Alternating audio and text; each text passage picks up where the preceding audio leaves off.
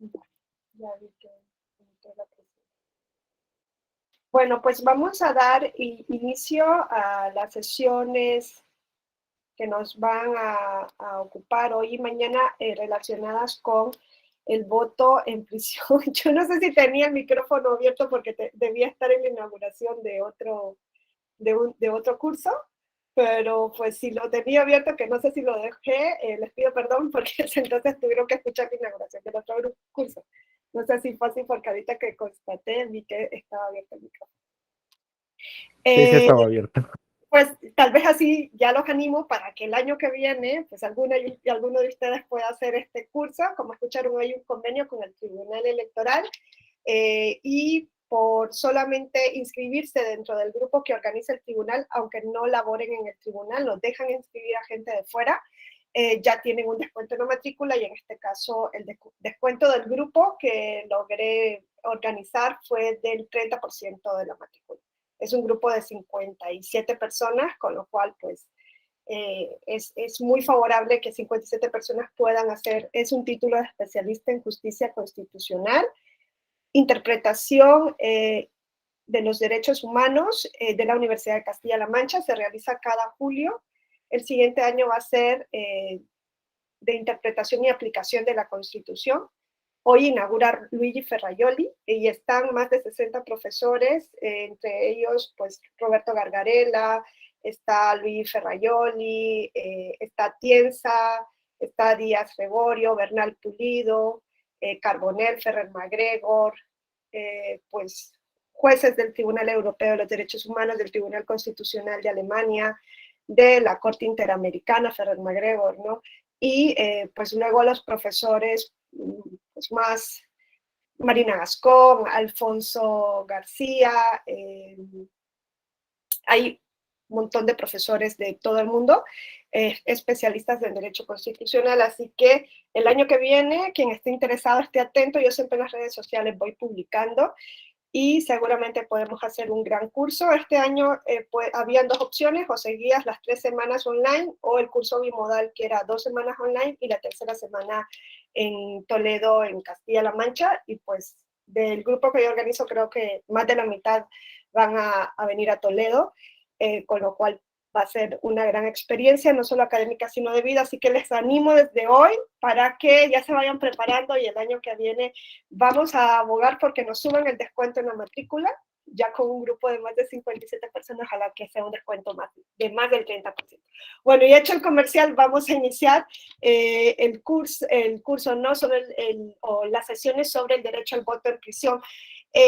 Ustedes ya han de conocer esta sentencia, ¿no? Me imagino que sí, no sé si ya la han podido leer, la sub JDC 352, diagonal 2018 y acumulado, que es del año 2019. Esta sentencia sale en febrero de 2019.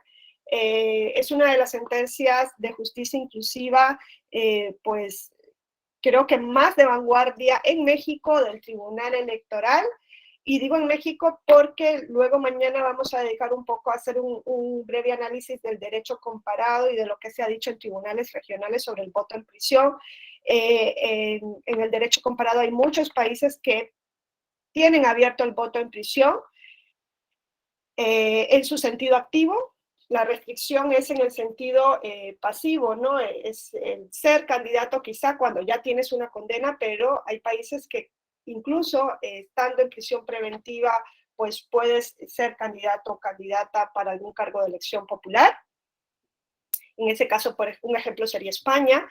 Y por eso digo que en México es una sentencia de vanguardia. Es una sentencia tan de vanguardia que incluso tuvo un premio internacional a la sentencia inclusiva del año en el 2020. La sentencia es de 2019 y en el 2020 se entrega este premio como la sentencia más inclusiva a nivel mundial.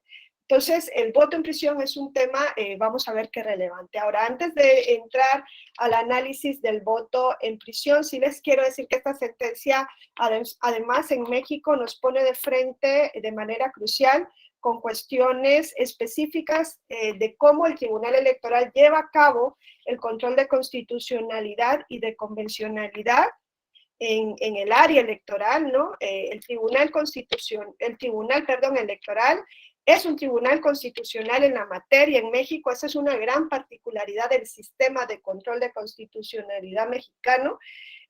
Pues muchas veces se preguntan desde afuera quién es el Tribunal Constitucional en México. No habría una obligación de tener un Tribunal Constitucional en principio. Esto de Tribunal Constitucional es propio de aquellos sistemas que siguen un mecanismo de control concentrado de constitucionalidad, principalmente de países europeos que tienen ese modelo concentrado y por tanto hay un tribunal constitucional.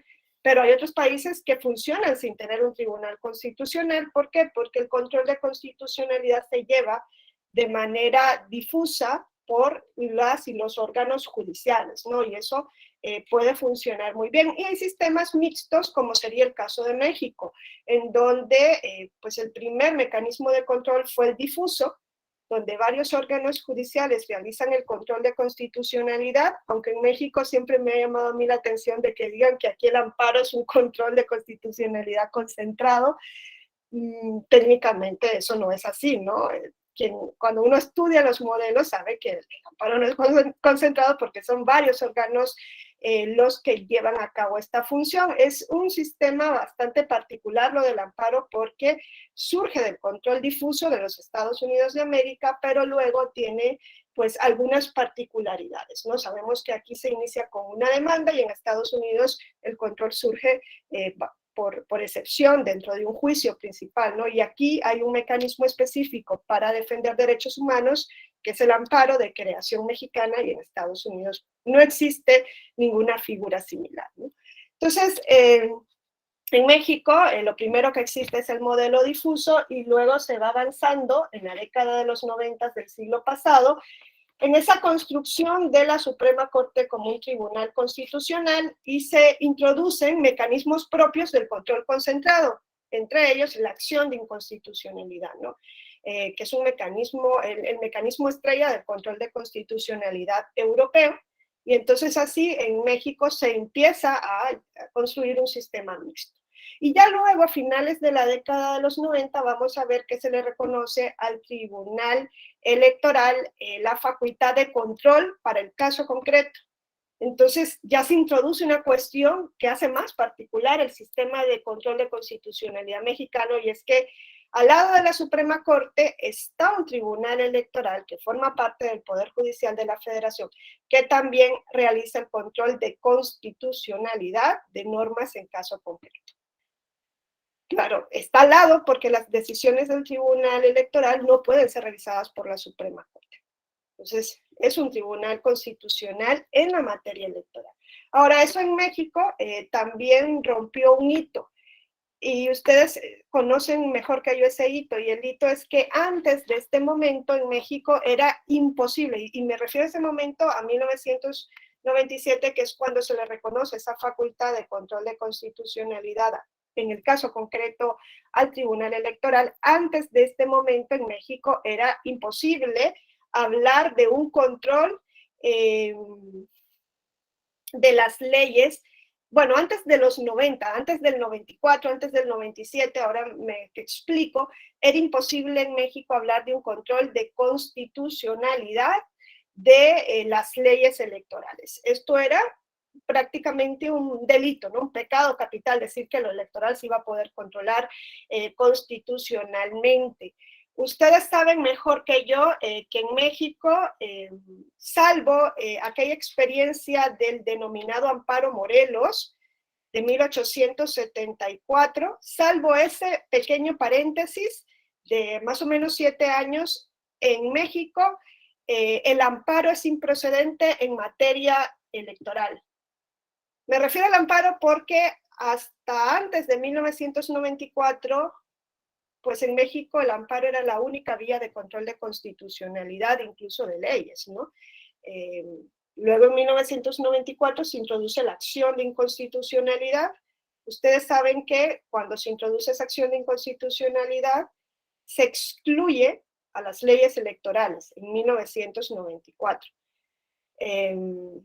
Pero antes de esa fecha, todo el control de constitucionalidad se llevaba a cabo a través del juicio de amparo, ¿no? Que es un juicio con un objeto bastante amplio en México, ¿no?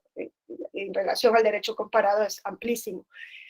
Entonces, era imposible prever, salvo ese amparo Morelos, el control de constitucionalidad. ¿Por qué? Porque por un lado se pensaba que si se abría el juicio de amparo a lo electoral, pues se iba a politizar tanto el juicio de amparo y tanto también la acción de la Suprema Corte. Y lo que se decía es se va a desnaturalizar la finalidad tanto de la institución del amparo como de la institución de la Suprema Corte.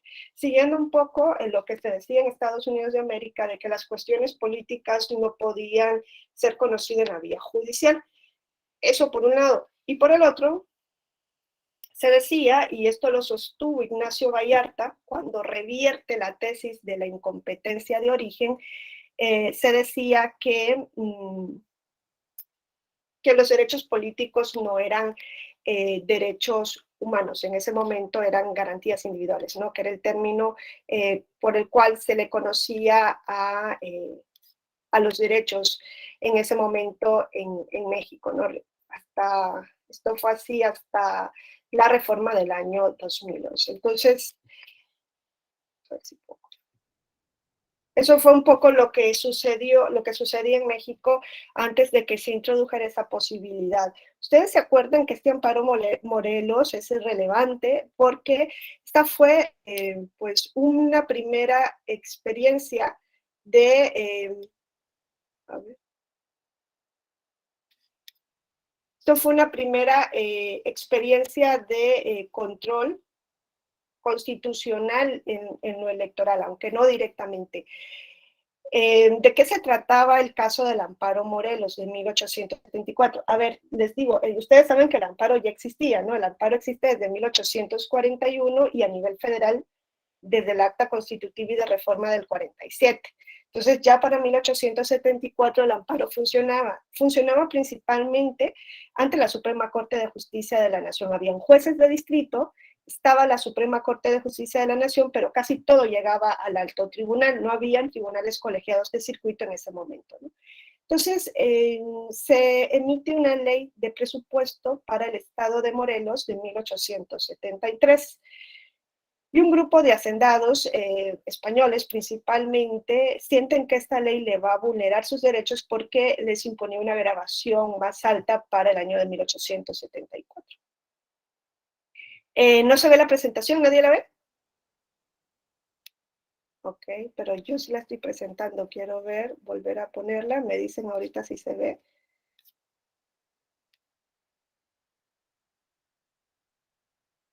¿Está abierto esto? A ver.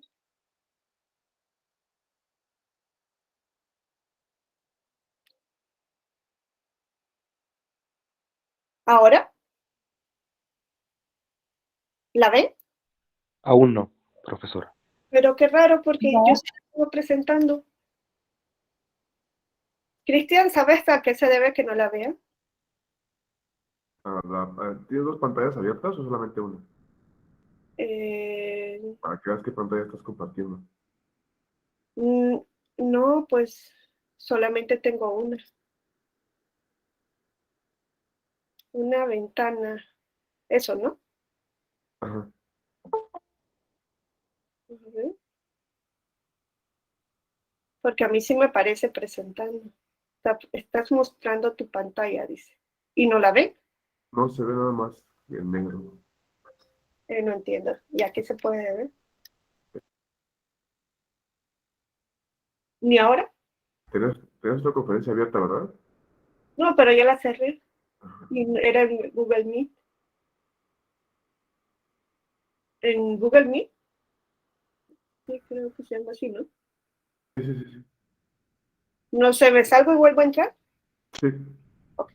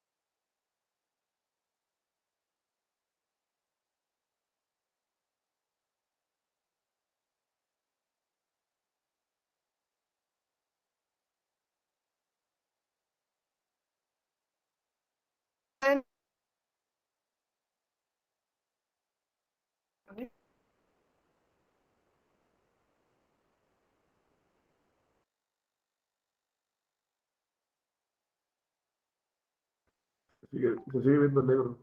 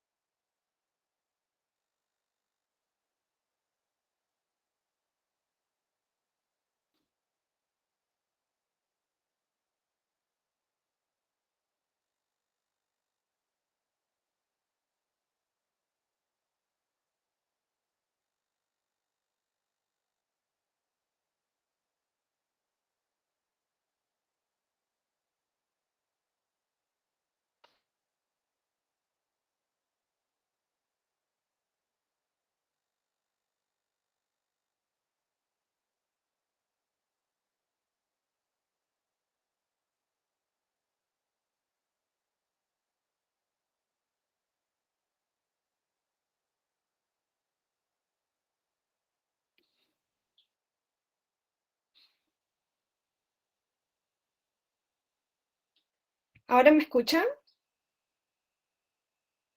¿Me escuchan?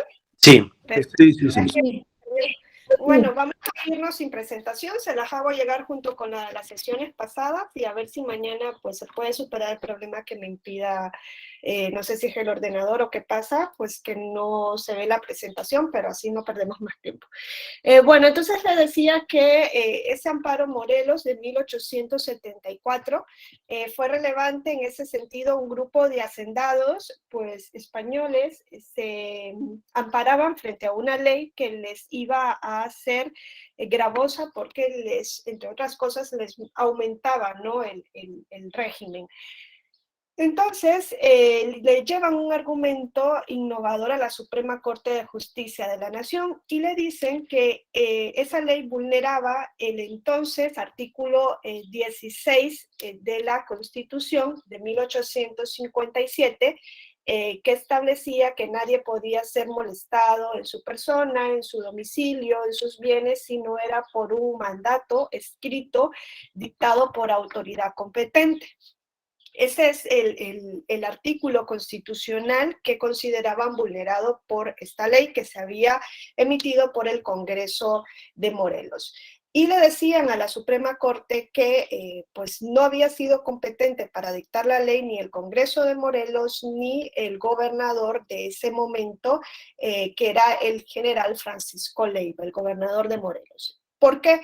Porque tanto el Congreso no había cumplido con el quórum mínimo establecido en la Constitución local, cuanto el Ejecutivo, el titular del Ejecutivo local, era autoridad incompetente porque se había reelecto en contra de una prohibición de no reelección establecida en la Constitución.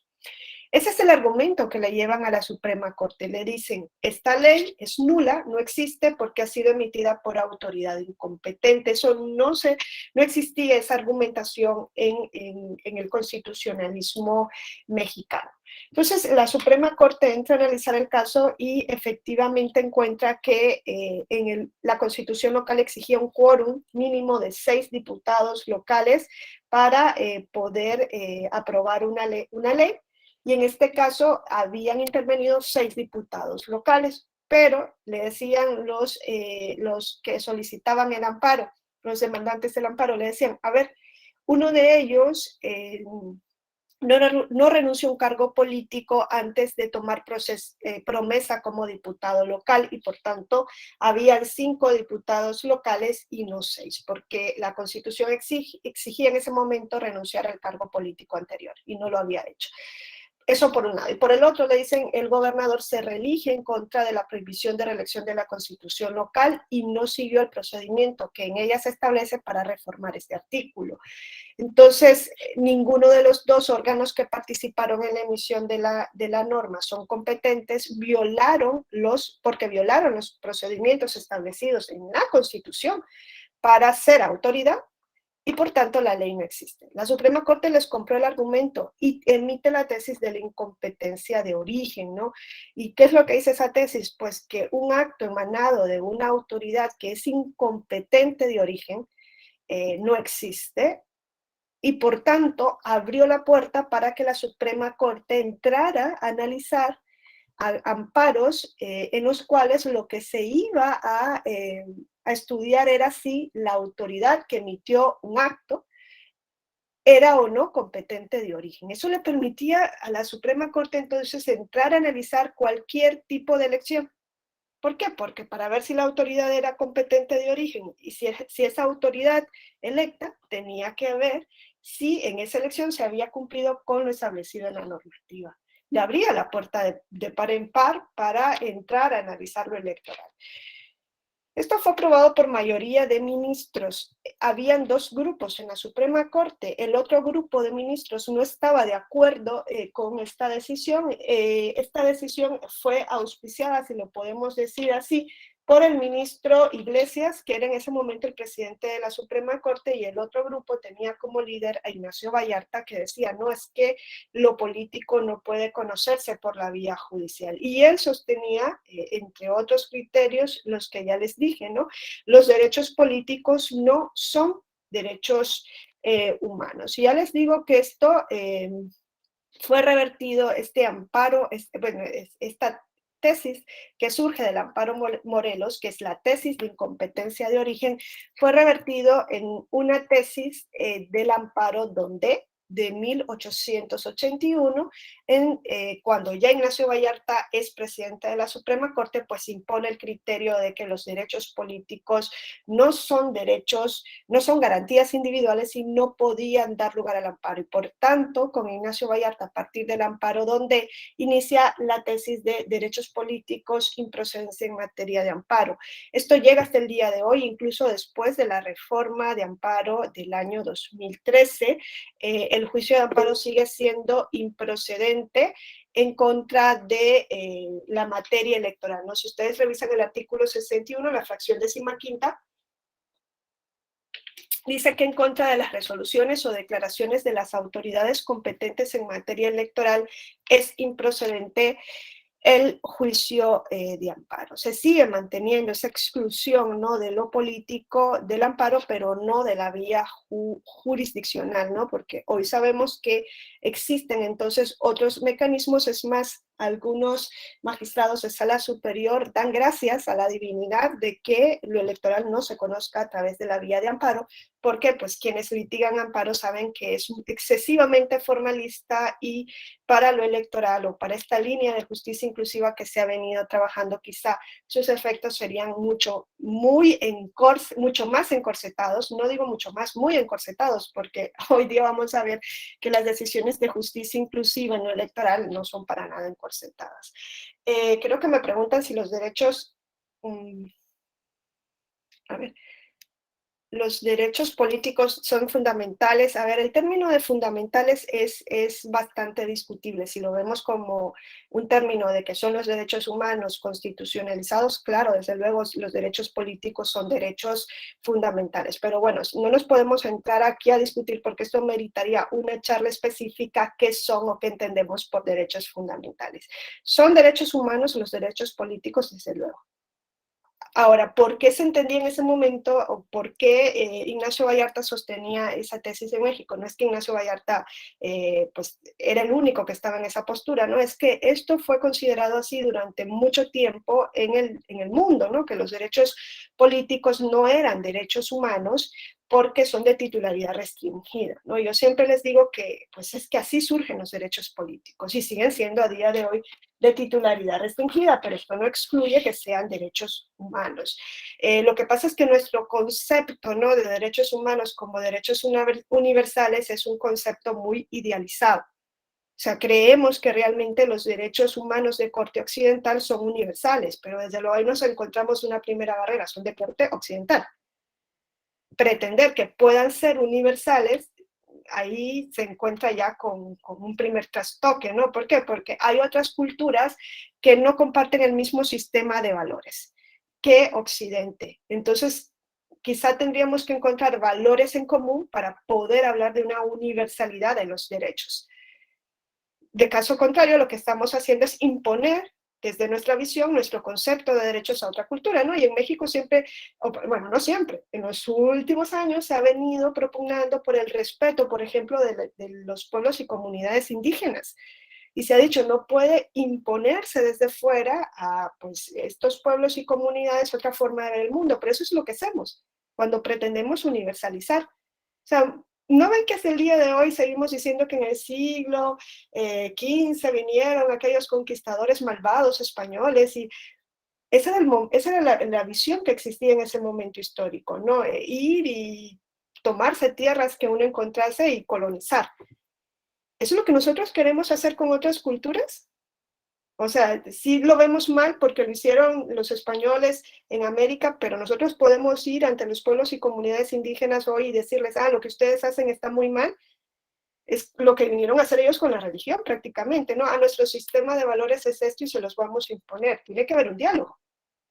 Si no, no nos quejemos de lo que hicieron en el siglo XV los españoles, ¿no? Que en ese momento el Estado de Derechos era completamente inexistente, ¿no? No tenían la visión que hoy tenemos de lo que es un ser humano y tener dignidad, ¿no? Todo era teológico, religioso. Y pues, entonces hay que preguntarnos sobre eso. Ahora, los derechos políticos son de titularidad restringida desde que nacen. Yo les dije en la clase anterior, tras la Revolución Francesa, cuando se comienza, sí fue con ustedes, ¿no? Se lo dije cuando la discapacidad, ¿no? Que nosotros pensamos que, ya son universales los derechos, ¿no? Tras la Revolución Francesa, nosotros sabemos, y también la Revolución de Independencia de los Estados Unidos, tras las revoluciones liberales, se comienza a hablar de democracia representativa. Antes de eso no existía ni siquiera un concepto de democracia, porque veníamos de la soberanía del monarca, no existía el concepto de democracia. El concepto de democracia antigua, que se dice la griega, incluso podríamos decir en determinado momento la romana, era una democracia directa.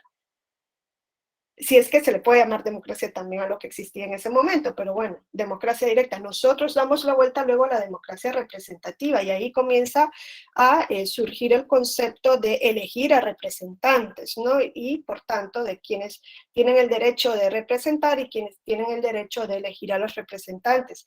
Pero este derecho surge de manera sesgada, de manera restringida. El derecho que surge ahí fue el derecho al voto censitario, ¿no? Que luego en México también lo tienen en la Constitución de 1836. Solo una parte reducida de la población puede elegir y solo una parte mucho más reducida puede ser electa. Era un voto censitario. Luego se fue abriendo el paso en Francia al voto, se dice universal, pero universal masculino, no universal en sí. Y universal masculino todavía con sesgos. ¿Por qué? Porque se dice, pueden votar todos los hombres mayores de 21 años con independencia de su patrimonio. O de 25 años con independencia de su patrimonio, pero las mujeres no eran ciudadanas. Y yo le decía también en la clase anterior, es que en países sumamente democráticos, las mujeres llegan a ser ciudadanas hasta el año 90 del siglo pasado. En 1990, imagínense, si no estamos hablando de sesgos, y no solo de las mujeres, yo les dije, las personas en prisión, las personas con discapacidad, hay países que todavía no permiten el voto a las personas con discapacidad intelectual, las personas indígenas en muchos países no tienen el acceso a los derechos político-electorales. Entonces los derechos político-electorales son de titularidad restringida. ¿Por qué? Porque en primer lugar lo unimos al concepto de ciudadano, luego ¿quién es ciudadano? Pues el que tiene un determinado patrimonio, lo unimos a un concepto económico y luego parece que lo unimos a un concepto de efectividad del derecho y decimos, no solamente aquellos ciudadanos e incluso ciudadanos y ciudadanas de determinado como complexión, ¿no? Económica, moral, pueden ejercer el derecho político. Entonces, así seguimos teniendo esa concepción de los derechos político-electorales como una concepción que parece que los hace ver como un privilegio cuando no son un privilegio, son un derecho humano. Y por eso es que yo celebro muchísimo estas decisiones del Tribunal Electoral y celebro muchísimo los efectos que le dan a estas sentencias de inclusión, porque son efectos, vamos a ver, para todos. ¿Por qué? Porque es momento de seguir quitándonos, ¿no?, esa forma de ver a la participación política y es momento de hacer realmente que la democracia cumpla con una de sus principales funciones, que es aumentar el concepto de pueblo, ¿no? El pueblo no solamente tiene que ser visto como aquello que encaja dentro de lo normal, de lo que nosotros decimos, esos son los únicos que desde siempre han podido elegir y ser elegidos. Tenemos que quitarnos, ¿no?, esos prejuicios. Son derechos humanos, desde luego, pero siguen teniendo titularidad restringida. Una de las cuestiones que yo esperaría que vayamos cambiando en los últimos años es restringir el concepto de derecho político únicamente al ciudadano. Y eso porque yo personalmente lo he vivido, ¿no? He podido vivir en 2 países aparte del mío y pues aunque yo me involucre y me integre completamente, yo no voy a poder elegir, o sea, no voy a poder ni siquiera decidir quién va a resolver por mí las cuestiones de política pública que me afectan si yo no soy nacional de un país. Me parece que eso es completamente decimonónico, seguirlo manteniendo de esa manera. Y en México se justifica por lo que vivieron en el siglo XIX, pero pues claro, estamos ahora en el siglo XXI, donde hay una constante migración y una constante globalización, y pues quizá pues las cuestiones de ayer no justifican la etapa que estamos viviendo. Pero eso es una cuestión también que se mantiene en muchísimos países. Bueno, entonces, a partir del amparo, ¿dónde nos llega esa restricción del amparo en materia política electoral? Y esto se mantiene así hasta el día de hoy. Les digo que en 1994 sucede pues algo que revoluciona a México y es esa introducción del mecanismo estrella del modelo concentrado o modelo europeo de control de constitucionalidad, que es el recurso de inconstitucionalidad, ¿no?, o acción de inconstitucionalidad. En el 94 se decide cambiar el papel de la Suprema Corte. Poco a poco ya se venía desligando la Suprema Corte del denominado amparo casación o amparo para el control de legalidad, que eso es algo que también es muy particular en México, ¿no? Y saben ustedes de dónde derivó esa hipertrofia del amparo que no corresponde a su finalidad, ¿no?, de revisar cuestiones de legalidad. Eso asfixiaba a la Suprema Corte, por eso en 1950 se introducen los tribunales colegiados de circuito. como tribunales intermedios de amparo y colaboradores de la Suprema Corte, ¿no? Órganos auxiliares de amparo. Entonces ya los amparos de legalidad no van a ir a la Suprema Corte. Ya con eso se venía depurando, ¿no?, el papel de la Suprema Corte como una especie de tribunal constitucional. Vuelvo a repetirles, no es imprescindible que un Estado tenga un tribunal constitucional para que sea un Estado constitucional, ¿no? Es imprescindible. O sea, Estados Unidos es el ejemplo de eso. No hay un tribunal constitucional y existe justicia constitucional. Lo que no existe en Estados Unidos es jurisdicción constitucional. La jurisdicción puede existir o no, lo importante es que exista justicia constitucional. Pero en nuestros países en América Latina creo que se sienten más si lo podemos decir así, ¿no?, menos older fashion cuando tienen tribunales constitucionales, cuando nuestra historia no ha sido de tribunales constitucionales, todo lo contrario. Nosotros, cuando empezamos a tener justicia constitucional, fue siguiendo el modelo de Estados Unidos. Ah, pero en Europa existen tribunales constitucionales, entonces parece que nosotros debemos tener tribunales constitucionales. Tener un tribunal constitucional solo por tenerlo tampoco mejora nada. Entonces, no solo ha pasado en México, sino en casi todos los países de la región se han ido introduciendo esos tribunales. Fíjense en otros países como, por ejemplo, en Perú, existe una Suprema Corte o un Tribunal Supremo y al lado un Tribunal Constitucional. Como en España, ¿no? En España, que es un modelo concentrado, existe el Tribunal Supremo y un Tribunal Constitucional. Luego se matan entre ellos a ver cuál es el realmente supremo. En México, ¿qué se dijo? En México se dijo, la Suprema Corte va a ser el Tribunal Constitucional. Por ejemplo, Costa Rica tienen una Suprema Corte y dentro de la Suprema Corte hay una sala que ejerce las funciones del Tribunal Constitucional, la Sala Constitucional, dentro del Tribunal Supremo, pero es una sala, no es el Pleno quien ejerce las funciones de control de constitucionalidad. En México es el Tribunal Supremo. Bueno, eso es lo que se ha venido construyendo. Con la acción de inconstitucionalidad de 1994 ya queda evidente esa construcción. ¿Pero qué se dijo en el 94? Esa acción, ¿se acuerdan qué se dijo en el 94? Esa acción es improcedente en materia electoral. En 1994 la acción de inconstitucionalidad no podía ser procedente contra leyes electorales. Seguía esa percepción, ¿no?, o esa decisión de que lo político no podía ir a lo judicial. O sea, el amparo es improcedente, pero también iba a ser improcedente la acción de inconstitucionalidad. ¿Se acuerdan en qué fecha cambia esto? Y se hace, porque ustedes saben que hoy día es procedente la acción frente a las leyes electorales.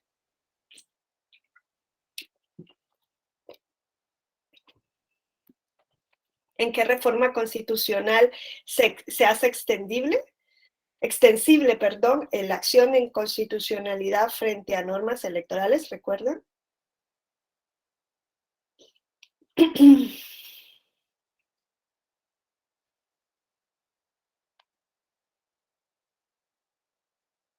Es en la reforma constitucional del 96. En 1994 se introduce la acción de inconstitucionalidad. Se dice no procede frente a leyes electorales. En 1996 sucede una reforma constitucional muy importante en México. ¿Por qué? Porque por un lado se introduce al Tribunal Electoral como parte del Poder Judicial de la Federación. Del 90 al 96 funcionó el denominado TRIFE, que era un Tribunal Federal Electoral, pero no pertenecía al Poder Judicial de la Federación. Solo podía hacer control de legalidad, no podía hacer control de constitucionalidad. Hoy día le siguen denominando TRIFE, hasta incluso en España me dicen, Wendy, del TRIFE. Yo digo, no existe el TRIFE, pero claro, es mucho más fácil decir TRIFE que Tribunal Electoral del Poder Judicial de la Federación. Que acá hay que coger hasta aire para decir, trabajo en la Escuela Judicial Electoral del Tribunal Electoral del Poder. O sea, me ahogo, digo. Claro, es mucho más coloquial TRIFE. En el 96 se introduce el Tribunal Electoral y además de esto se extiende la acción de inconstitucionalidad a leyes electorales, ¿no? Esa es la otra cuestión trascendental de esta reforma ¿Qué significa eso? Que a partir del 96 la Suprema Corte de Justicia va a poder controlar leyes electorales a través de la acción de inconstitucionalidad. Claro, ustedes saben que para interponer una acción de inconstitucionalidad, el 105 de la Constitución en su fracción segunda les dan los requisitos concretos, ¿no? Solamente los sujetos que están ahí señalados pueden interponer la acción de inconstitucionalidad, no es una acción popular, no puede ir un ciudadano o una ciudadana a interponer una acción de inconstitucionalidad, como que la acción o recurso que se llama aquí en Europa de inconstitucionalidad es como un recurso que se le da a las minorías parlamentarias para que puedan atacar leyes aprobadas por mayorías parlamentarias. Así surge la acción de inconstitucionalidad. Luego se ha venido ampliando para que lo pueda interponer, por ejemplo, que realice las acciones de ombudsman, y eso en México es así, lo puede interponer la Comisión de Derechos Humanos, la Comisión Nacional, ¿no? A nivel federal, y las locales a nivel local. Se amplió también para el INAI, pues se amplió a los partidos políticos federales y locales, dependiendo de qué ley estemos impugnando, si es federal o local. Y se amplía también al titular del Ejecutivo en México, ¿no? Aquí también en Europa, pues en muchos países se permite que el titular del Ejecutivo también pueda promover acción de inconstitucionalidad.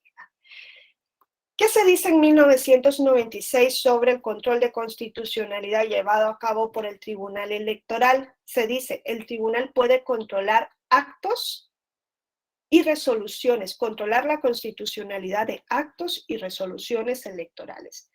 Pero no se dice nada, la Constitución en su versión del artículo 99 de 1996 no dice si el Tribunal Electoral va a poder controlar leyes electorales también.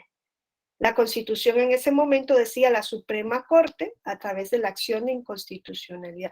Es más, vayan al 105 fracción segunda de la Constitución y van a ver que sigue diciendo, y ahí hay una errata en la Constitución, esta es la única vía para controlar la constitucionalidad de las leyes. Lo sigue diciendo hoy en día y no es la única vía. Está hoy la vía del Tribunal Electoral. Pero es que eso yo creo que se mantiene desde 1996 y no se han dado cuenta que hay que modificarlo porque no es así, no es la única vía.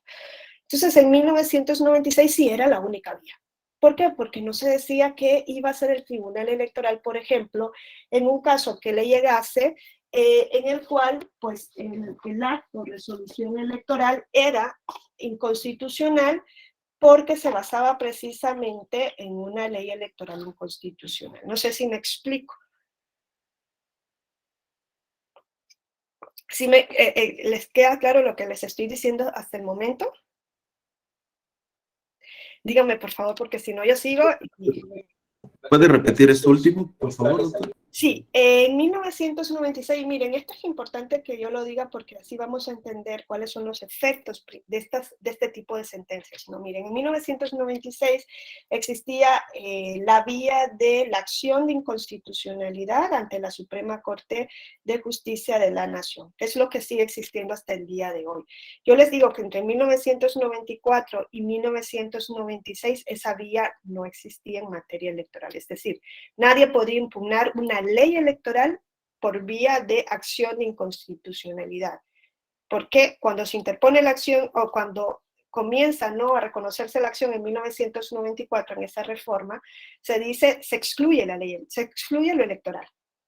Fíjense hasta dónde llegaba esa tendencia de que lo electoral no puede llegar a lo judicial. Dice, se pueden controlar todas las leyes menos las electorales. En el 96, en la reforma constitucional del 96, se cambia esto y se dice, ok, ya se pueden controlar las leyes electorales por acción de inconstitucionalidad, de competencia exclusiva y excluyente hasta el día de hoy de la Suprema Corte de Justicia de la Nación. En el 96 también se incorpora el Tribunal Electoral al Poder Judicial de la Federación. Ya no va a ser TRIFE, va a ser Tribunal Electoral del Poder Judicial de la Federación. Tiene una serie de competencias, ¿no? Ya existían muchos de los procesos que hoy conocemos. Pero lo que no queda claro en esa reforma es qué iba a pasar con el control de constitucionalidad de las leyes en el caso concreto. Se dice el Tribunal Electoral, fíjense, si ustedes buscan el artículo 99 en su versión de 1996, van a ver que dice que el tribunal podía controlar actos y controlar la constitucionalidad de actos y resoluciones electorales. No dice de leyes electorales, actos y resoluciones en el caso concreto. Pero ¿qué pasaba cuando lo que llegaba al tribunal para impugnarse ante el Tribunal Electoral era una resolución electoral inconstitucional por basarse en la aplicación de una ley electoral inconstitucional? ¿Iba a poder el tribunal pronunciarse sobre la resolución y además sobre la ley que le había servido de fundamento o no? Esa es la gran duda que deja la reforma de 1996. Y aquí hago otro paréntesis. Nosotros sabemos que los efectos de una decisión de la Suprema Corte en materia de inconstitucionalidad, en acción de inconstitucionalidad, son distintos a los efectos de una sentencia, por ejemplo, de amparo. Por eso yo les digo, no es control concentrado el amparo, es el que control, porque solo lo realiza el Poder Judicial de la Federación. Eso no, es que el Poder Judicial no es de la Federación no es un órgano. Eso es propio del Estado federal, pero eso no es control concentrado. Y aquí pues tendríamos que ver cuáles son los modelos de control que existen. Este es un paréntesis para que veamos por qué era importante que el Tribunal Electoral supiera qué hacer cuando lo que se impugnaba era una resolución electoral por basarse en una ley electoral inconstitucional. ¿Por qué era importante? A ver, hay dos modelos de control de constitucionalidad. El difuso y el concentrado. Difuso, Estados Unidos de América. Judicial Review. Es el primer modelo que nosotros conocemos. Es el primer mecanismo, porque ¿qué es la justicia constitucional? Pues son procedimientos que se establecen para defender la supremacía normativa de la Constitución. Yo siempre les digo, no creamos que la Constitución siempre, o sea, no creamos que siempre ha existido una Constitución. No creamos que las constituciones siempre han sido la norma suprema, ni mucho menos que ha existido un mecanismo para defender esa supremacía, no. Las constituciones surgen después de las revoluciones liberales, ¿no? Finales del siglo XVIII, después de la Revolución Francesa y la Revolución de Independencia de las 13 colonias que luego forman los Estados Unidos de América. Ahí comienza a surgir el término constitución, como nosotros lo entendemos hoy día. Claro, hay que ver qué entendemos por constitución. A mi juicio, una constitución es el último intento que ha hecho la civilización por limitar el ejercicio del poder a través de separarlo y a través de reconocer en un primer momento derechos de corte liberal que era decirle al poder, oye, tú aquí no te puedes meter. Yo tengo libertad de expresión y tú te abstienes. Así surgen los primeros derechos. Es un mecanismo de límite al ejercicio del poder. Eso tiene que seguir siendo una constitución, ¿no? Hoy día hablamos de constitución, pero en muchos países la constitución y un papel que yo pueda tener y rayar y hacer como esto es igual, no vale nada, pero tienen constitución de nombre. Pero realmente, ¿para qué tiene que haber una constitución o para qué existe? Es para limitar el ejercicio del poder. Comienzan a existir constituciones en Europa y en América. ¿Cuál es la constitución escrita más antigua de la civilización? A ver quién me lo dice.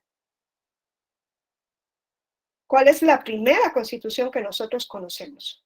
Claro, después de las revoluciones liberales. ¿Cuál creen que es?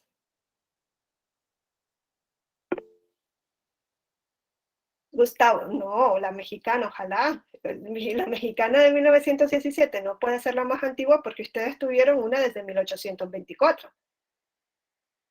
Quiere decir que desde 1824 pues ya habían constitución. ¿Saben cuál es la más antigua? 1787, Estados Unidos de América. ¿Qué hacen los colonos ingleses, cuando hacen la revolución de independencia, ¿qué es lo primero que hacen? Dar una constitución. Eso es lo primero que hacen. Van a crear un nuevo estado y dicen, hay que emitir una constitución. Y antes de la federal ya existían constituciones. Virginia tenía constitución, por ejemplo. O sea, ya existían. Cada estado ya tenía una constitución. Las constituciones, la constitución escrita más antigua es la de Estados Unidos de 1787. Y como dice Jonathan, ¿cuáles siguen? La francesa de 1791, también tras la Revolución Francesa, que fue en 1789. Entonces, si ponemos una cronología, Estados Unidos de América, 1787, la revolución fue de 1776, 1787, federación, ustedes saben que antes existió una confederación. Se dice que hubo una constitución de la confederación, esa ya nunca la he estudiado a raíz, esa profundidad. Luego tenemos la Constitución de 1787. Ahí existe unanimidad de que es la primera constitución escrita que conocemos. Luego de eso, la otra constitución sería la Constitución de 1791 de Francia. Los franceses tienen su revolución y a inversa de los estadounidenses no hacen una constitución. Quizá porque Francia no iba a fundar un estado nuevo. Quizá porque Francia no iba a fundar un estado nuevo, no sintieron esa necesidad, ¿no? Lo que iban era cambiar completamente su estado, de una monarquía absoluta a una monarquía limitada, ¿no? Entonces, a lo que voy es que Estados Unidos, desde 1787, si ustedes se van a ver la Constitución de Estados Unidos, que son 7 artículos y 28 enmiendas, esa es la Constitución y sigue siendo. O sea, esos 7 artículos son de 1787, es increíble. Yo la verdad es que me maravillo de ver eso. Y luego 28 enmiendas que han ido introduciendo poco a poco, ¿no? La última creo que es de 1990 y tantos. Entonces, 7 artículos, wow, qué maravilla, imagínense, ¿no? La más antigua y probablemente una de las más eficaces constituciones de la humanidad, ¿no? Ellos reconocen desde un primer momento que su constitución es la ley fundamental de la nación. Revisen y el artículo, si no me equivoco, es el 6, el artículo 6, si alguien lo puede ver y no crean que, o sea, no tengo memoria así fotográfica, pero sí, y como no puedo compartir pantalla, desgraciadamente, pues no la puedo compartir, pero si ustedes van a la Constitución de los Estados Unidos de América y ven que el artículo 6, párrafo 2 dice, esta Constitución y las leyes de los Estados Unidos que se expidan con arreglo a ella, y todos los tratados celebrados o que se celebren bajo las autoridades de los Estados Unidos serán la suprema ley del país. ¡Wow! 1787. ¿Ven algún parecido con la Constitución mexicana en ese sentido? Es casi una calca, ¿no? No es casi una calca cuando en la Constitución mexicana se establece que es el 131 o el 133. Donde se establece esta Constitución y los tratados internacionales que se celebren conforme a ella, son la ley suprema de la Unión. ¿No dice eso la Constitución de México? Pues quien lo dijo eso primero fue el artículo, el 6, párrafo segundo de la Constitución de los Estados Unidos de América de 1787. Quiere decir que los estadounidenses fueron los primeros que dijeron que la Constitución era ley suprema. Eso no existía en ninguna parte. En ninguna parte existía la posibilidad de que una norma estuviera por encima de la ley parlamentaria. X. En Europa, X. Y los estadounidenses, por razones históricas, pusieron a la Constitución por encima del Parlamento. Porque como lo dice Gaby, la Constitución de los Estados Unidos comienza diciendo, we the people. Nosotros el pueblo. ¿Quién está dando la Constitución? No es el Parlamento. es el pueblo de los Estados Unidos. Es más, de ahí surge también como el grano, la semilla, el germen de lo que va a ser el poder constituyente creador de la Constitución. ¿Quién es el poder constituyente? El pueblo, el soberano. No es el parlamento, es el pueblo el que se da una constitución. Y en Estados Unidos queda evidente porque ese pueblo está creando un nuevo estado que no existía antes. Bueno, yo que ya me estoy apasionando con el constitucionalismo, pero es así, o sea, lo vemos y es grandioso. Estados Unidos es el primero que nos habla de constitución.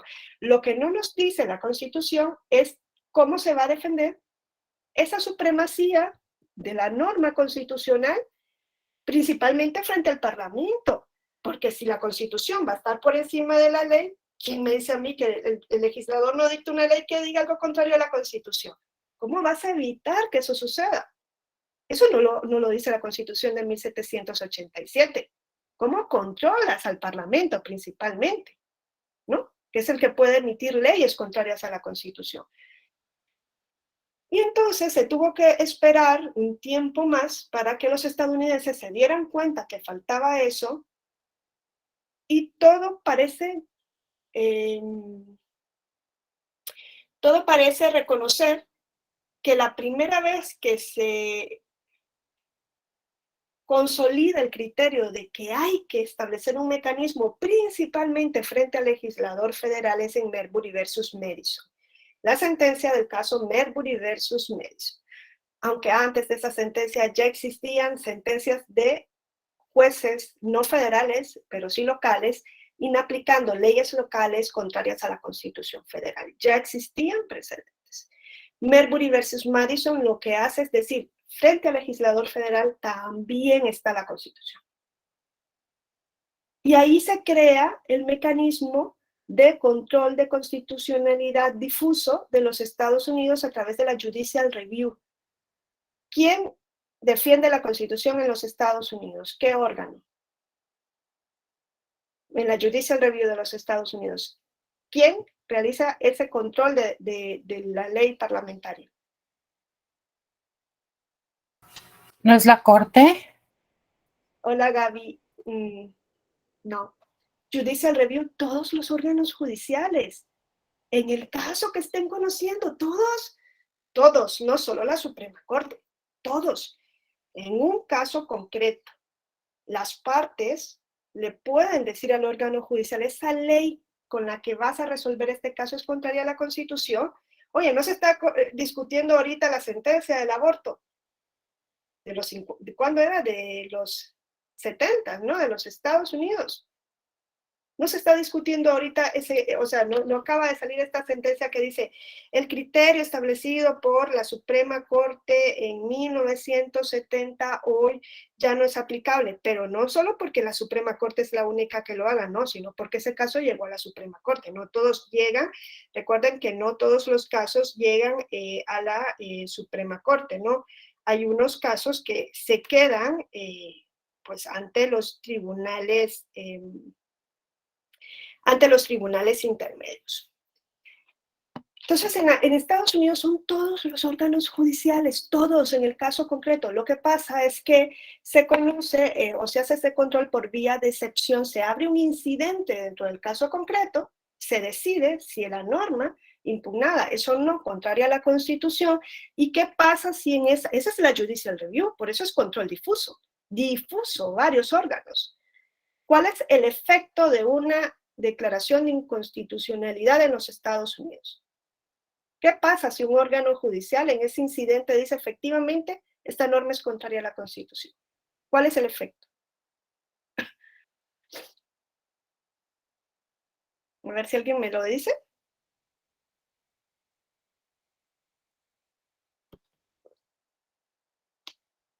Para el caso concreto, interpartes, se inaplica, pero la norma sigue existiendo en el ordenamiento jurídico. Otra cosa es que el caso llegue por vía de certiorari a la Suprema Corte, que no es tribunal de primera instancia, es tribunal de apelación, pero bueno, esa sería también otra clase, explicar cómo la apelación se convierte en certiorari. Y una sentencia de la Suprema Corte establece precedente vinculante. que es lo que se ha incorporado en México hoy día. Y si hay precedente de la Suprema Corte, quizá por eso se confunden y creen que es el único que no aplica, eso es para todos. Y esa norma deja de existir. Pero el efecto de una declaración de inconstitucionalidad es para el caso concreto. En el caso concreto se aplica la norma y la norma sigue existiendo hasta que se convierte en precedente. Generalmente, cuando se declare la inconstitucionalidad, la Suprema Corte conoce ese caso para ver si se crea o no el precedente, y no crean que los órganos judiciales están inaplicando normas en todos los casos, ni que se va creando precedente todos los días, ¿no? Esa es la judicial review, ese es control difuso. ¿Es o no es lo que sucede en amparo? Eso, sí, pero eso me están diciendo lo de precedente, lo de México, a raíz de la reforma del año pasado. Eso es lo de México, que se introduce la figura del precedente, que no existía, pero sí existía en el sistema americano, bueno, estadounidense. Ya no sé ni cómo llamarles, porque pues aquí también son Estados Unidos mexicanos, no me gusta llamarle americanos, porque pues americanos siento que somos todas y todos los que estamos en la región, ¿no? Pero bueno, eso ya existía en Estados Unidos de América.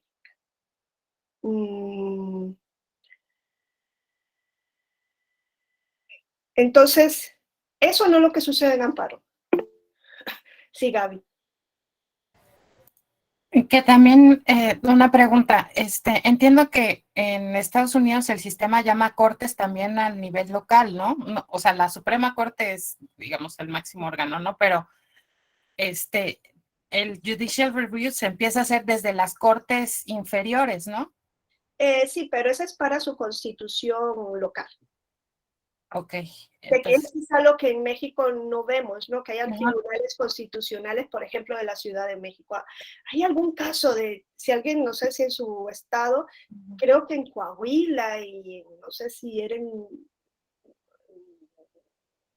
Veracruz, no sé, hay tribunales como constitucionales o algo así, pero en México, aunque es un estado federal y cada estado tiene su constitución, no tienen ese control constitucional local. Hay otros países, y un caso federal, ¿no? Alemania tiene tribunales constitucionales en cada estado federado para defender su constitución. Claro, sabiendo que su constitución tiene que ajustarse a la federal, porque el federalismo es a partir de un vértice, la constitución federal.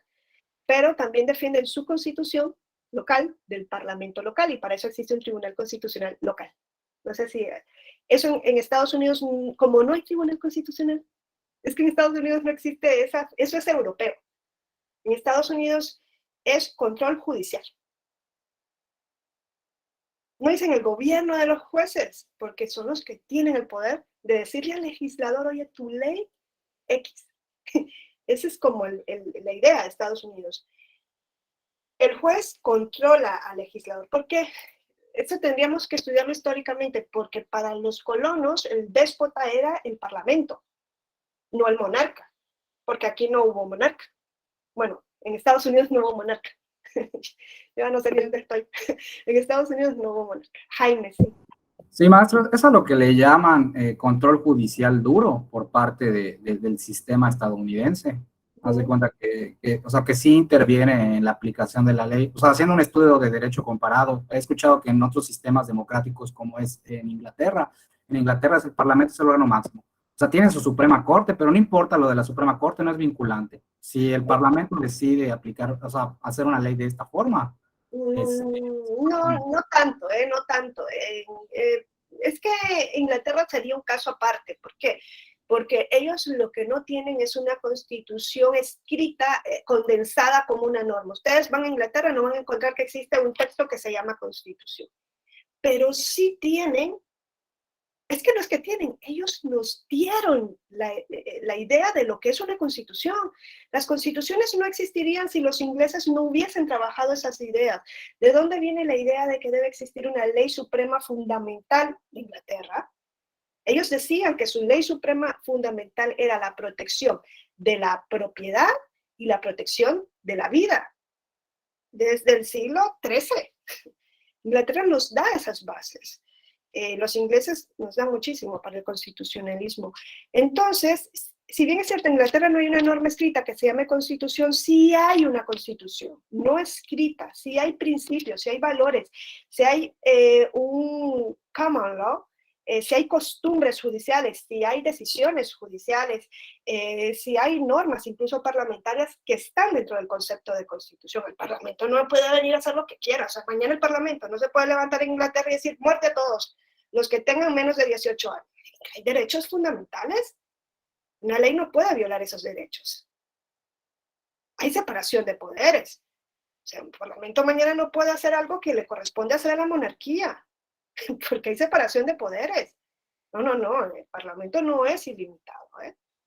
Claro que hay constitución, pero es un concepto diferente al que nosotros conocemos. Es más, cuando nos toca analizar sobre la clase de ética y constitución, yo siempre les digo, ojo, Inglaterra tiene muchísimo más constitución que Venezuela, donde tenemos una constitución escrita, pero es esto.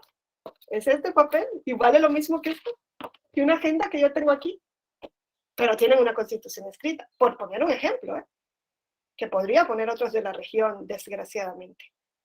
Entonces, creo que ahí es el error en el que a veces caemos de pensar que no tienen constitución y no tienen control. Claro que tienen, pero es otra forma de ver la constitución. Sí, Gaby.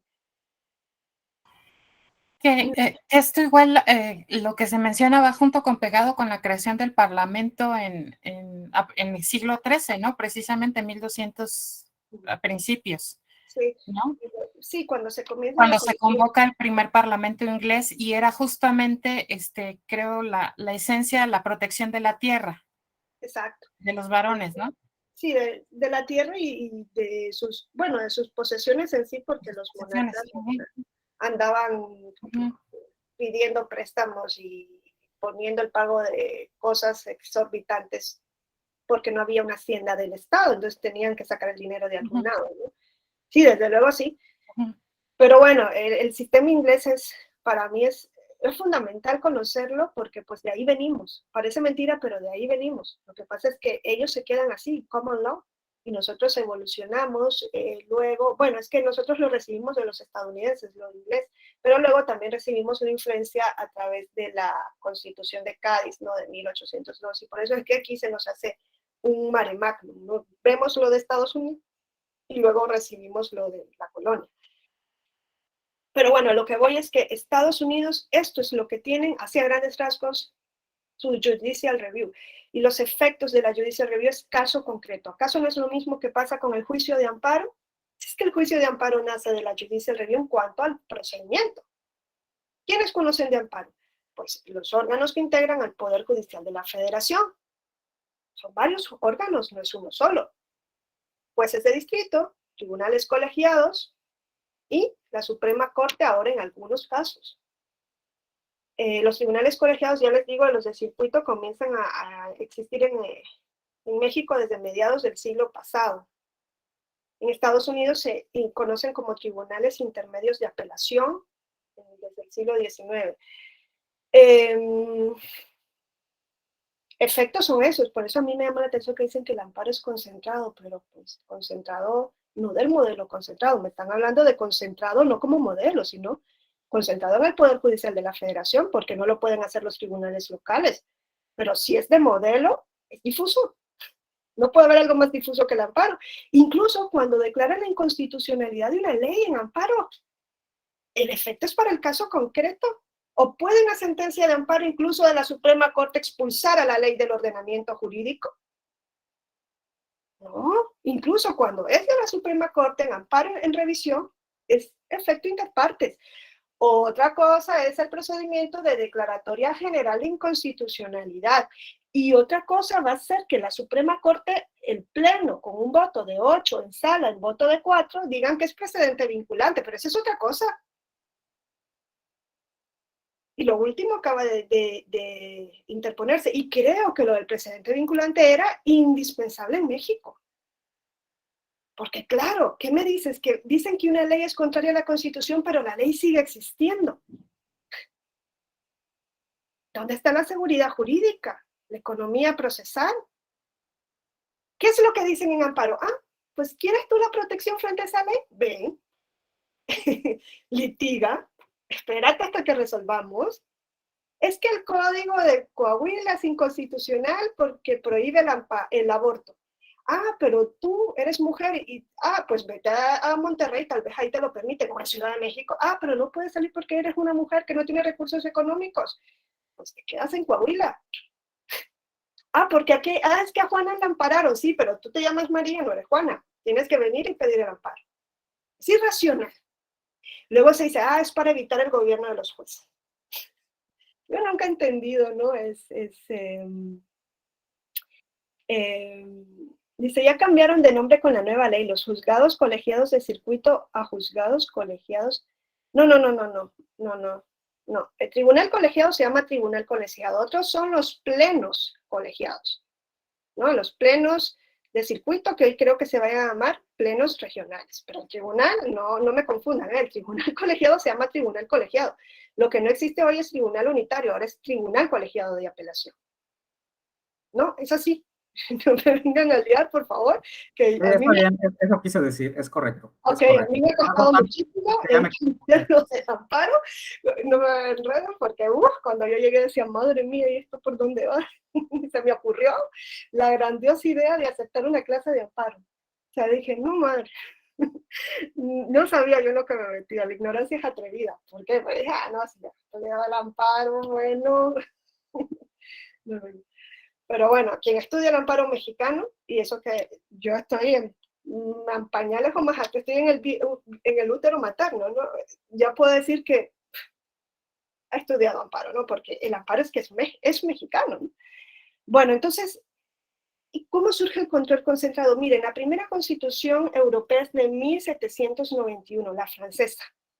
Luego en Europa se va extendiendo ese concepto de constitución, pero para Europa la constitución, a diferencia de lo que yo les estoy diciendo, vayan a revisar el artículo 6, párrafo 2 de Estados Unidos, que dice que es la ley suprema de la Unión, desde 1787. En Europa eso era imposible. Hay constitución desde 1791, pero era imposible pensar que iba a ser norma suprema, o sea, era imposible, para ellos eso era imposible. Como aquí era imposible que lo político fuera conocido en lo judicial, en Europa era imposible que la Constitución estuviera por encima de la ley del Parlamento. Imposible.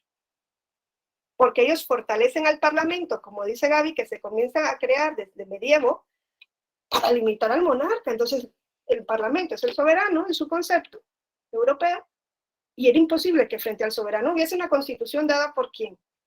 Por el pueblo. No, por la nación. Cuando en Europa le dan el valor a la Constitución de norma suprema en 1920, un siglo y 30 años después, Estados Unidos de América. Un siglo y más de 30 años después, ¿no? Porque la Constitución es de 1787. Un siglo y 37 años después de la Constitución de los Estados Unidos de América. En 1920, Hans Kelsen tiene el honor y la responsabilidad de dar una constitución para un nuevo estado que va a ser Austria. Y él dice, ok, yo voy a crear una constitución, pero ya se dan cuenta los europeos que también el Parlamento puede violar derechos. Y dicen, oye, hay que limitar también al Parlamento. Esta constitución, como la de los estadounidenses, tiene que ser norma suprema. Pero claro, no basta con que la constitución sea norma suprema. No es suficiente con que la Constitución reconozca que es norma suprema, no es suficiente, si no vamos a poder limitar realmente al Parlamento. Así como les digo que no es suficiente con que existan constituciones nominales. Hoy día, chicos, chicas, nos estamos conformando con constituciones nominales. Es la Constitución. ¿Y qué tanto limita realmente al poder esa Constitución? ¿Qué tanto hay una división de poderes eficaz, una institucionalización? ¿Qué tanto eso es real en la práctica? ¿Qué tanto no estamos tocando la Constitución todos los días? Porque la Constitución no tiene que petrificarse como quieren hacer los españoles, que no la quieren reformar. Desde el 78 hasta hoy solo la han reformado 2 veces. La Constitución se tiene que adaptar a los tiempos modernos o ver que hay cosas que no funcionan y de reformar la Constitución y no tanto dejarle el papel a los tribunales constitucionales, ¿no? Pero tampoco podemos estar tocando la Constitución todos los días. O sea, la vamos a estar reformando. Ah, sí, porque es que el gobierno pasado le puso una A y yo no quiero A, yo quiero una B. Y lo vamos a estar reformando. Entonces ahí le perdemos el respeto a la Constitución. ¿Qué tanto son constituciones honestas las que tenemos hoy día? O sea, yo leo constituciones de otros países y me brotan las lágrimas. Lloro. Eso es una maravilla. Wow, yo les digo, yo leí la Constitución de Venezuela hace poco, yo decía, no, tengo que estar equivocada, esta tiene que ser la anterior a esta actual. Y no me fui, revisé y vi que era la Constitución vigente. Yo lloraba. Si eso era una maravilla. Yo nunca he leído una carta de derechos como la Constitución de Venezuela. Un país donde la gente sale a manifestarse y encuentra una muerte en la cárcel si es en contra del gobierno. Y lo digo casi llorando porque en mi país sucede prácticamente lo mismo. Pero tenemos constitución.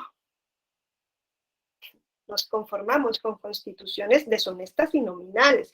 Y quizá lo deshonesto no es la Constitución, sino cómo se manifiesta el poder ante la Constitución. Y las constituciones en muchos de nuestros países han dejado de ser un límite al poder. Por eso les digo, no se conformen con tener una Constitución. Vean que realmente sea un límite al ejercicio del poder. Si no es eso, nominal. Es nominal. Y una Constitución nominal, pues vale como un adorno, como un jarrón de decoración, nada más. Porque la Constitución o es eso, o no es nada.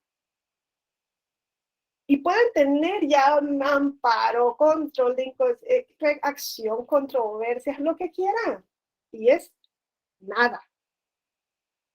Y cuando digo nada, les digo que es un infierno el no tener Constitución. O sea, imagínense que suceden flagrantes vulneraciones de derecho y uno no puede. ¿Qué dices? ¿Dónde voy?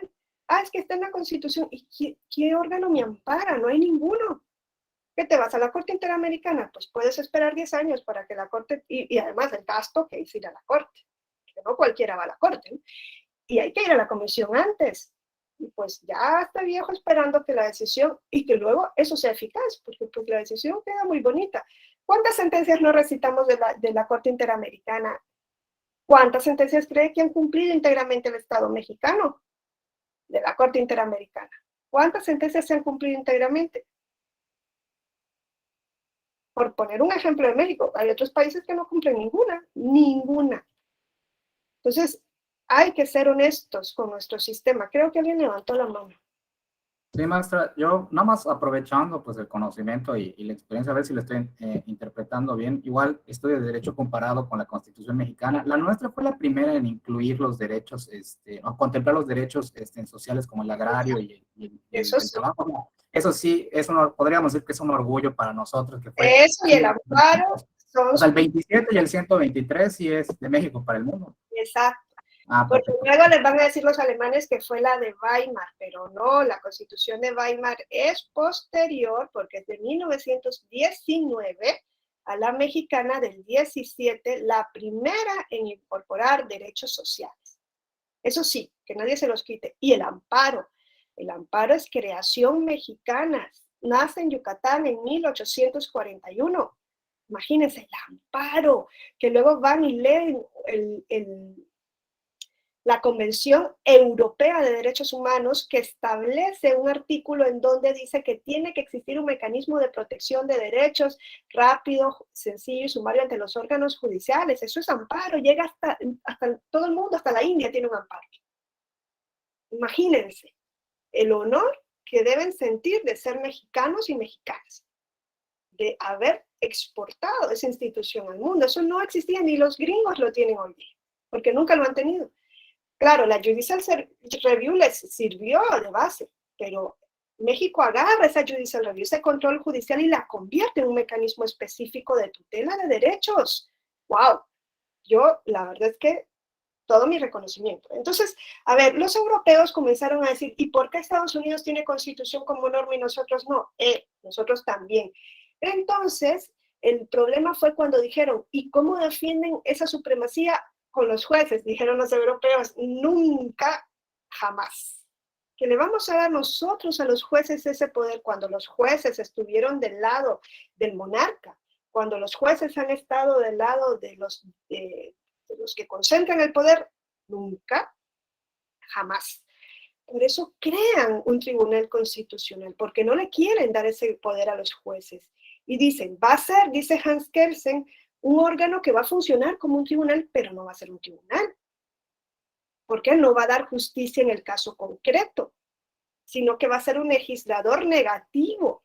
El positivo aprueba leyes, el negativo las deroga cuando son contrarias a la Constitución, pero con el mismo efecto para todos. El positivo crea leyes generales, ¿o no?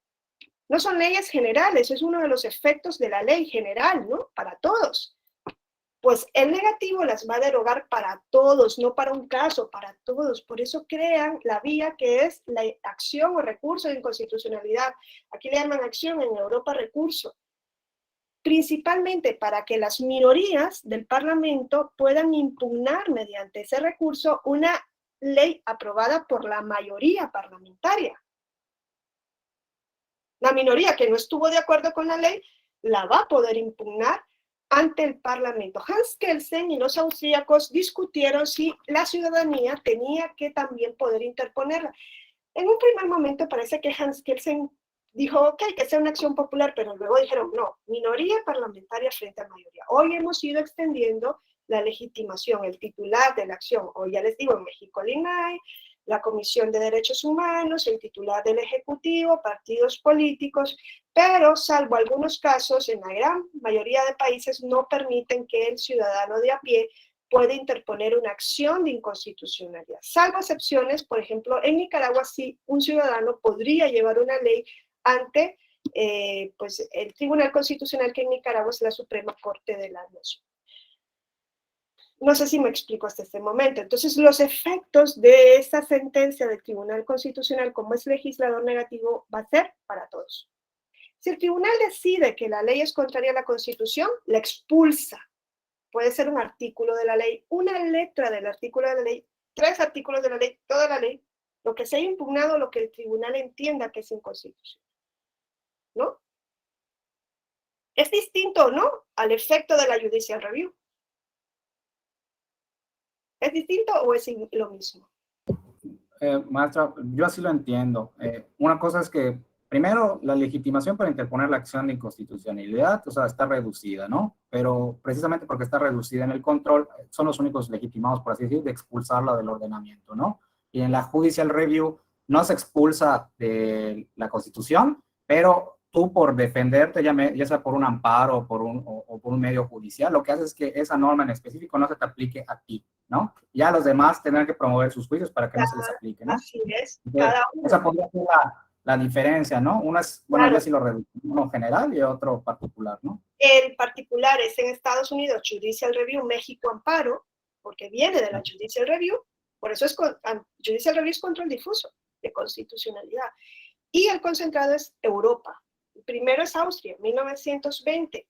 Titularidad restringida, único órgano que va a poder resolver, único, no puedes ir ante otro, único. Decisión para todos. Y a ver qué otra cosa era, el plazo para interponer también es reducido, ¿no? En México son 30 días naturales desde que se publica la ley. En España son 90 días, que podría ampliarse en México, porque preparar una demanda de amparo, de acción de inconstitucionalidad no es fácil. Y podría ampliarse el concepto de minoría, porque creo que es el 33%, ¿no? También es bastante, se dice podría ser 40, ¿no? Pero bueno. Y podrían revisarse más cosas, como esos 8 votos, pero bueno, ya. Pero esa es la diferencia. Si no conocemos eso, entonces no entendemos qué es lo diferente que hace el Tribunal Electoral en las decisiones que dictan justicia inclusiva. ¿A qué voy? A ver, si ustedes, o sea, yo les digo, en el 96 acción de inconstitucionalidad, la Suprema Corte va a conocer de manera exclusiva y excluyente incluso frente a leyes electorales. Tribunal Electoral solamente va a controlar actos y resoluciones, no leyes. No obstante, el Tribunal Electoral desde su primera integración comienza a ver que es imposible no controlar leyes cuando le llega a una resolución que es inconstitucional. Y hubo un caso que me acuerdo fue de Chiapas, en donde una ley orgánica municipal decía que alguien que ejerciera el cargo, por ejemplo, de síndico, propietario, el propietario, ¿no? de síndico municipal en un proceso, en un periodo, podía presentarse inmediatamente en la elección para alcalde.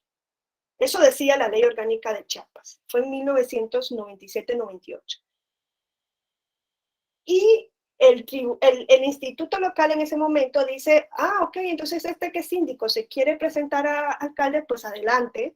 Y el tribunal local lo impugnan ante el tribunal local y el tribunal electoral local dice no, porque el artículo 115 de la Constitución Federal prohíbe la reelección. Esa es una resolución electoral del tribunal local de Chiapas.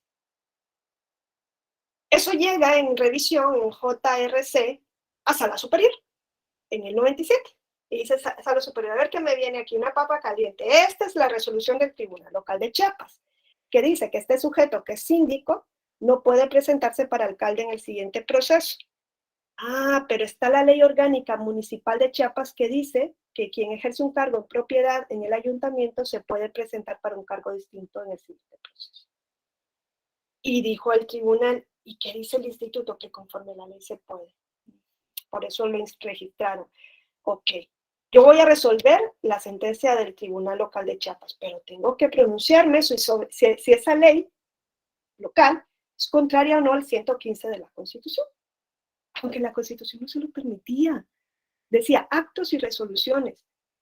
Pero es que era la ley la creadora del problema. ¿Me explico?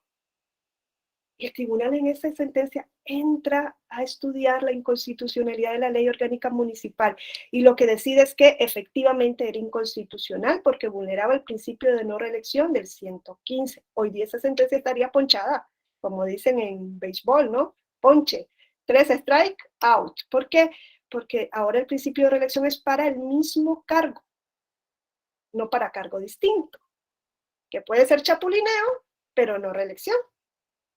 Bueno, chapulineo sí anda de partido en partido, pero si alguien es síndico y hoy se quiere elegir como alcalde, pues es otro cargo, eso no es reelección.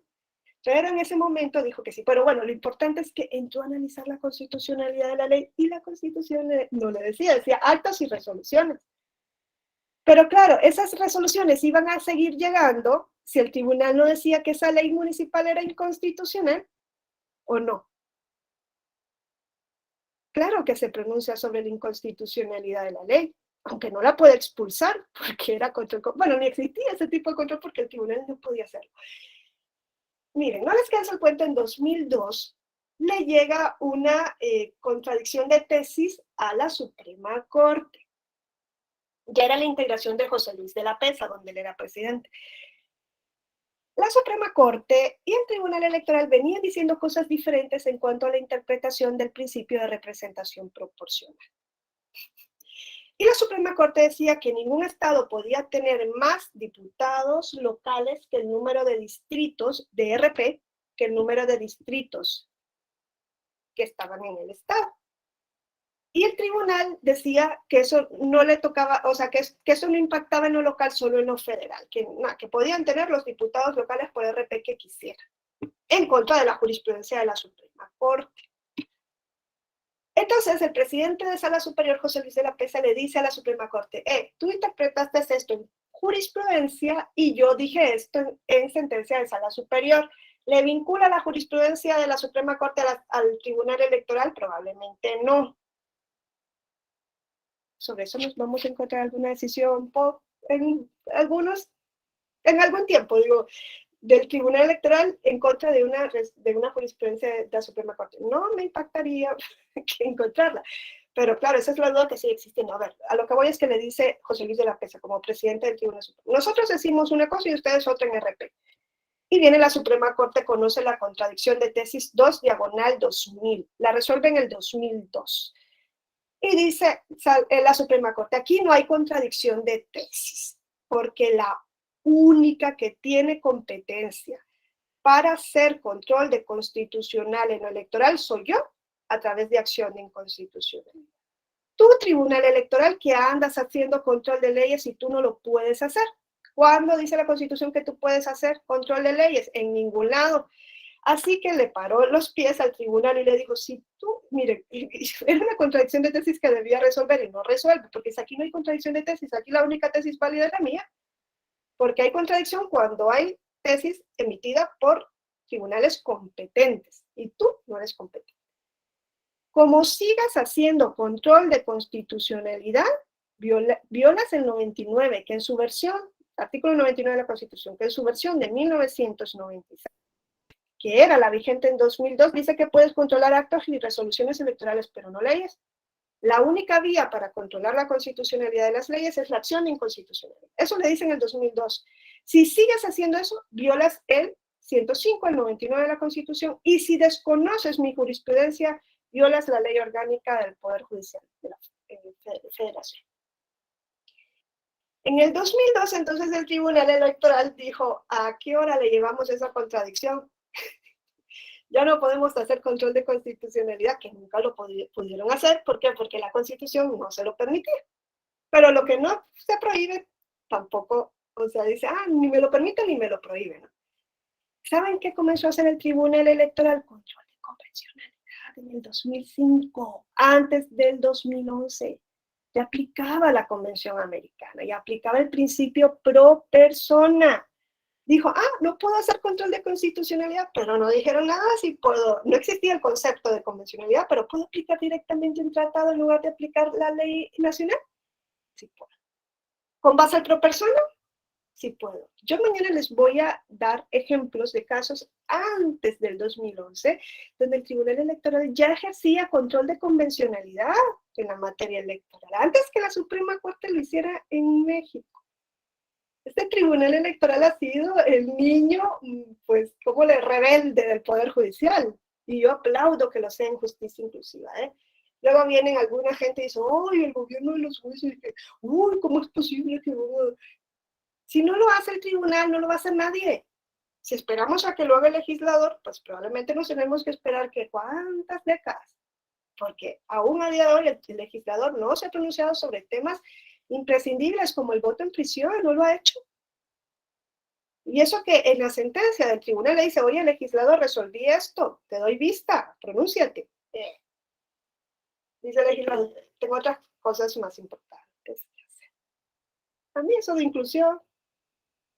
Entonces, claro, también hay que ponernos en ese término, ¿no? Porque luego se critica la actuación del Tribunal Electoral o de la beligerancia de los tribunales, pero muchas veces es imprescindible. ¿Por qué? Porque si no vamos a estar solapando una situación de flagrante vulneración de derechos. Si no lo hace el órgano judicial, probablemente no lo va a hacer nadie más. Sí, Jaime. Qué bueno que tocó el tema del voto en prisión, maestro, porque bueno, ya estábamos estudiando aquí en este módulo la parte de cómo funciona a veces el control concentrado y pues, el control difuso, ¿no? Uno tal vez aplica en casos de casos concretos y otro para declaratorias generales de inconstitucionalidad, ¿no? A mí me llama la atención, ya había escuchado y estudiado en módulos que lo hizo antes el Tribunal Electoral, ¿no? Y pues eso me lleva a, no sé si reflexión o no sé si entendí bien el criterio. Me parece que hizo una especie de combinación de esos controles con lo del voto en prisión. Creo que de un caso en concreto, bueno, así yo lo entendí. Sacó una resolución que tuvo efectos para todos los que, ¿cómo se llama? Tienen prisión preventiva justificada, ¿no? Entonces eso me llamó la atención. Pero no solamente es en el voto en prisión, es que lo ha hecho en todo. Yo les decía la vez pasada. Es muy diferente, ¿no? O sea, a un tribunal. Cuando llegó el caso, por ejemplo, a ver, cuando les conté la vez pasada del spot sin audio, que yo les dije, esto lo hacen para incluir a las personas que están con discapacidad auditiva, yo les dije, el partido impugnó este spot del PAN, el partido, que era el PRI, impugnó el spot del PAN. Y Sala Regional Especializada dice, sí, no es campaña anticipada, pero sí hay una vulneración, dice, a los derechos imagínense, de las personas con discapacidad auditiva, porque no tiene subtítulos. ¿Qué les dije? Mandó a todos los partidos, a todos, no solo el PAN, y en ese caso, que era el efecto, ¿no? Luego, es que no les he contado lo de la última reforma, entonces te me adelantaste. Luego mandó a todos los partidos y les dijo, todos ustedes tienen que poner subtítulos. ¿Eso trasciende del caso concreto o no? El caso concreto hubiera sido, PAN, en este spot pon subtítulos. En los siguientes vengan todos a impugnarme, cada uno con su spot, a ver si yo les digo que pongan subtítulos. ¿Eso sería amparo o no? En este yo sí les mando a poner subtítulos, porque viola la Constitución por omisión, y tratados internacionales, porque no cumplen con un deber. Pero los siguientes, pues mira, como el efecto es interpartes, pues que vengan con cada spot y yo me voy a ir pronunciando. ¿No es más fácil decirle todos en adelante? Por eso les digo que el magistrado de la Mata es el que dice esto. Bendito Dios que no somos amparo. Bendito Dios que en México el amparo es sin precedente no electoral. Ahora, ¿a qué voy? Miren, en el 2002, entonces la Suprema Corte le dijo eso, y aquí me voy a matar porque me quedan 5 minutos. Le dijo eso al Tribunal Electoral. El Tribunal comenzó a hacer control de convencionalidad. Y viene un caso súper interesante. 2005, Castañeda Goldman quiere ser presidente de la República. Y dice, yo me voy a inscribir, muy contento, soy candidato independiente. Y el INE le dice, artículo del COFIPE, no me acuerdo qué artículo era. Solamente puedo inscribir por partidos políticos, a tu casa, resolución en contra. Tiene una resolución electoral, Castañeda Goldman, de que no lo registran porque no viene por partido. ¿Qué hace con esa resolución?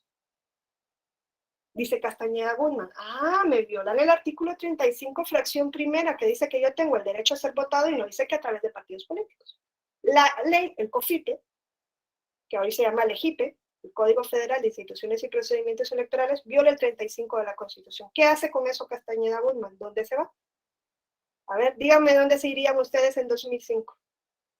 Yo lo impugnaría ante podría ser sala superior en ese tiempo, no sé cómo funciona el COFIPE, ¿no? No sé si había una sala regional, la resolución fue del INE, entonces sería una sala regional, si no me da, pues agoto hasta mi reconsideración. Como Si presidencia, sala superior. Ajá. Elección presidencial. ¿Y qué dice sala superior? Viene el JDC. Ok, primero JDC. Se fue a la Corte Interamericana. Claro, pero imagínense si yo, Wendy Jarquín, me quiero ir a la Corte Interamericana, ¿cuánto dinero cuesta ir a la Corte Interamericana? ¿Cuánto me cobra un abogado por litigar ante la Corte Interamericana? ¿Creen que yo puedo ir así yo sola? Además hay que votar igual, primero comisión en Washington, ¿no? Antes de la Corte. Y antes de la comisión. Y antes de ir a la comisión tengo que agotar vía interna, porque como yo me salte la vía nacional, comisión me va a decir a tu casa. O sea, cuando pensamos en la Corte Interamericana, creemos que es el juez Hércules, además.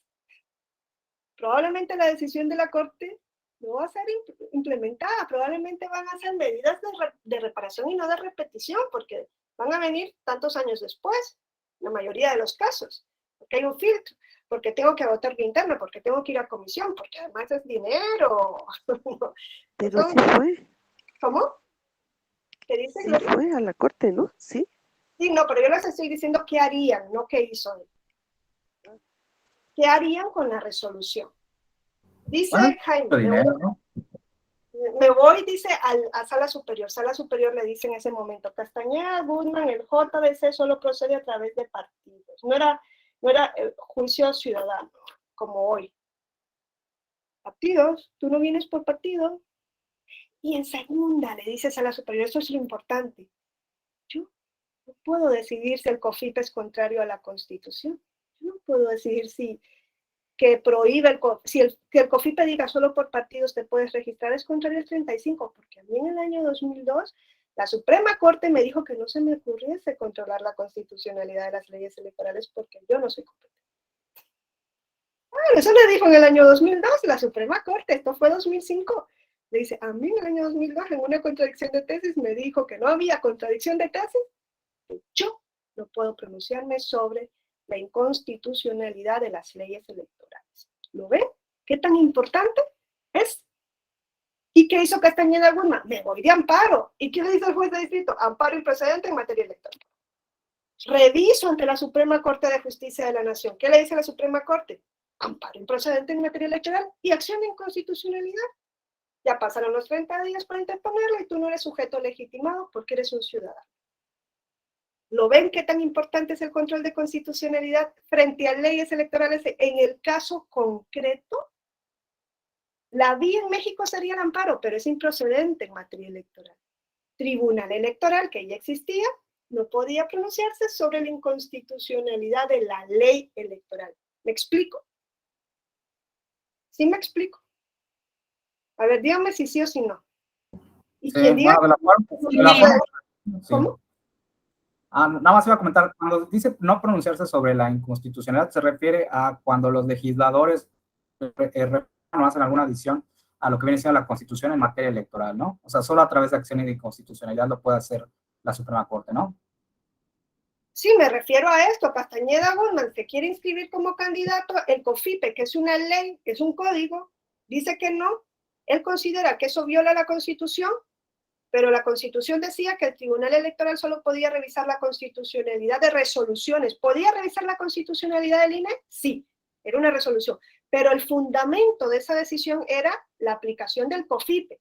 ¿Podía entonces decir que el COFIPE era contrario a la Constitución? No. O sea, lo ilógico es que le permitieran revisar una resolución electoral, pero no el fundamento, que era la ley que le servía de base, porque entonces, ¿qué iba a decir el tribunal ahí?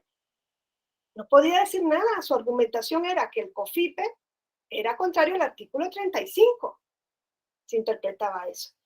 Pero claro, a él estaba cerrada la puerta de pronunciarse sobre la inconstitucionalidad de una ley, porque la Constitución decía que solo podía revisar la constitucionalidad de actos y resoluciones electorales.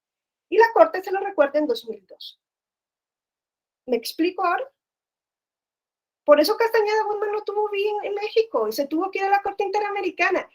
Y México en 2007 ya sabe que la Corte le va a sancionar por primera vez en el caso Castañeda Guzmán. Ya sabe, esa sentencia salió rápido porque Castañeda Guzmán fue embajador, creo, de México o algo así. Tenía contactos y le salió, ¿no? Canciller. Canciller o algo así, ¿no? Ya sabe, como Ebrard, ¿no? Ya sabe que la sentencia va a ser en contra de México. ¿Y qué hace México en 2007? Porque la sentencia sale en 2008. Ya sabe México. Reformemos la Constitución, chiquitos, y ya nos van a venir a decir que estamos violando la Convención. Por eso la reforman, y a partir de 2007, por el caso Castañeda Guzmán, el artículo 99 dice: las salas del tribunal pueden pronunciarse sobre la inconstitucionalidad de una ley electoral para el caso concreto.